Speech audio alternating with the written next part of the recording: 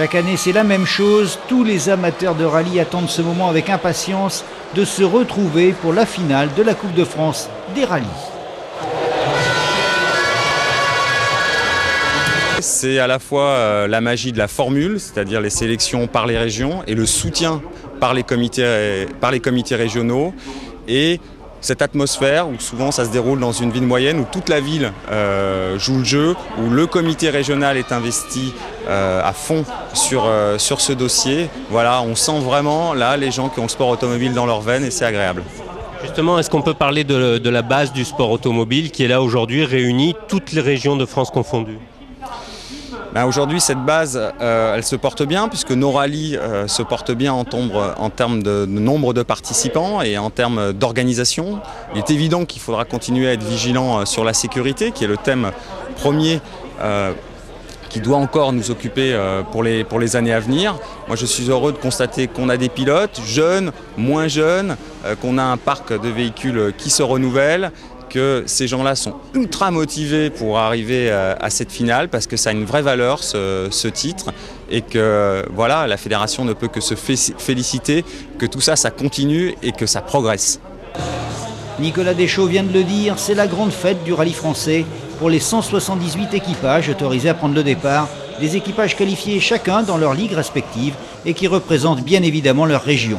Bref, si vous aimez le rallye, que vous soyez pilote, copilote ou spectateur, il fallait cet avant-dernier week-end du mois d'octobre se trouver au cœur de la France, dans le Berry, à Châteauroux, très précisément. Vendredi 18 h, le spectacle commence. 3 spéciales sont au programme de la soirée. Et d'entrée, Pierre Rocher, au volant de sa Subaru Impreza, fait honneur à son statut de grand favori. Meilleur temps dans ce premier chrono sur des routes qu'il connaît par cœur. Rien d'étonnant, il est ici chez lui. La deuxième spéciale est à mettre au crédit des 2 roues motrices, temps scratch pour la Renault Clio Maxi de Jean-Sébastien Vigion, devant la Peugeot 306 Maxi de Jean-Charles Boblic à 1 seconde 6.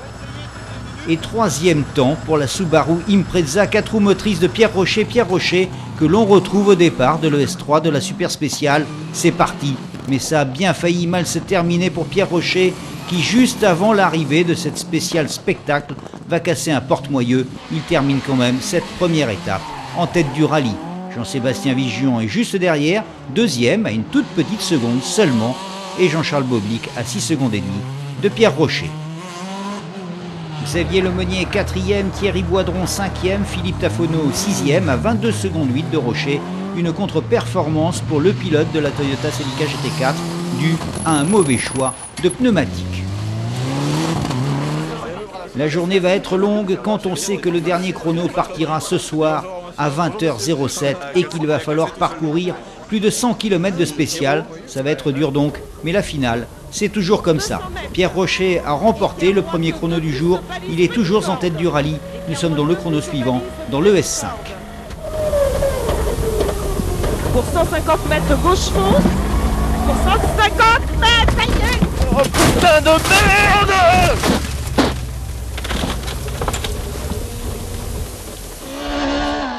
Pierre et Martine Rocher sont indemnes, heureusement, mais pour eux la finale est terminée. Jean-Sébastien Vigion hérite du commandement de la course et à l'issue des 3 spéciales qui constituent la première boucle, il compte 12 secondes et 1 dixième d'avance sur Jean-Charles Boblic et sa Peugeot 306 Maxi. «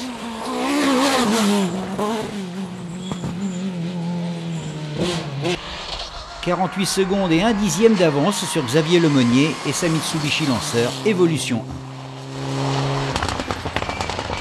C'est en milieu d'après-midi, dans la deuxième boucle, dans le S8 puis dans le S9, que Jean-Sébastien Vigion va se mettre à l'abri des attaques de Boblic et porter son avance à 28 secondes. Philippe Tafono est revenu dans le coup, revenu à la 3e place au général, mais rien n'est fait car Daniel Forest et Xavier Lemonnier restent en embuscade.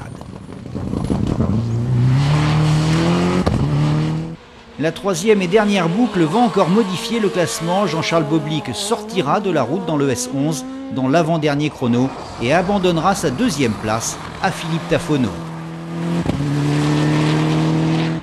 En cette fin de rallye, Emmanuel Guigou est déchaîné. À 2 reprises, il place sa Renault Clio R3 Access devant les 4 roues motrices et juste derrière la Clio Maxi de Vigion, 2 deuxièmes temps scratch pour une 5e place au classement final. Un final et une finale remportée de main de maître par Jean-Sébastien Vigion et Éric Hiverneau devant Philippe Tafano 2e et Daniel Forest 3e. Avec une 4e place, Xavier Lemonnier remporte de son côté le groupe N. Droite pont frein sur gauche 3, droite pont frein sur gauche 3.